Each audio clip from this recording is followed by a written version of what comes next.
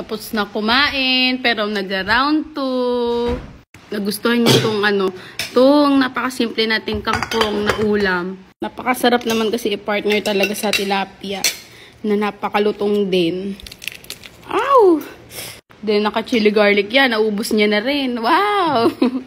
Ayan. Purong yan, garlic at chili. Aminin, ito yung masarap sa pritong tilapia, yung gilid-gilid.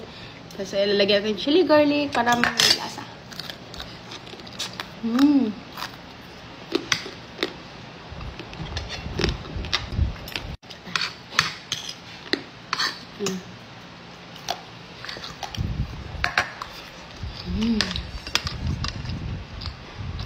Adobo.